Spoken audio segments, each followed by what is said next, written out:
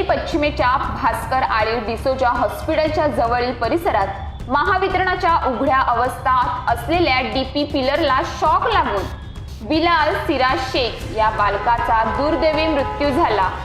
ज्यावेळी घटना घडली तेव्हा परिसरातील नागरिकांनी त्या बालकास जवळील असलेल्या सरकारी हॉस्पिटलमध्ये नेले, पण ही घटना इतकी भयंकर होती की हॉस्पिटलमध्ये घेऊन जात असताना त्या बालकाचा मृत्यू झाला। तो बालक 9 वर्षाचा होता। घडलेल्या घटनेनंतर परिसरातच नाही तर संबंधित शहरात भीतीचे वातावरण निर्माण झाले आहे। त्या बालकाला योग्य तो न्याय मिळावा व ज्याच्यामुळे ही घटना घडलीये अशा आरोपीस ही कडक शिक्षा व्हावी या उद्देशाने संपूर्ण नागरिकांनी महावितरण कार्यालयावर घेराव घातला होता। अरे तो चप्पल का हार पहनो अधिकारी को, शर्म नहीं आती तेरे को? बच्चा चले गया उसका। कौन है लोग दोनों में से?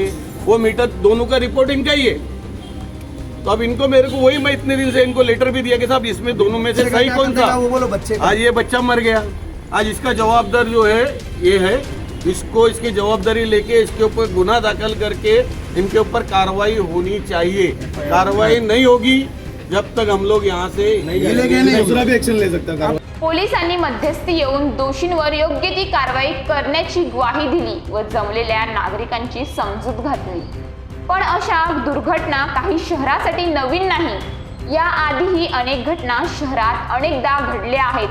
प्रशासन अजून किती जीवांचे बळी घेणार असा प्रश्न वसई विरार वासियांच्या मनात भयस्वरूपी निर्माण होत आहे। घडलेल्या घटनेनंतर ही प्रशासनाला जाग येईल का? दोषी असणाऱ्यांवर कारवाई होईल का? ते आता पाहावे लागेल।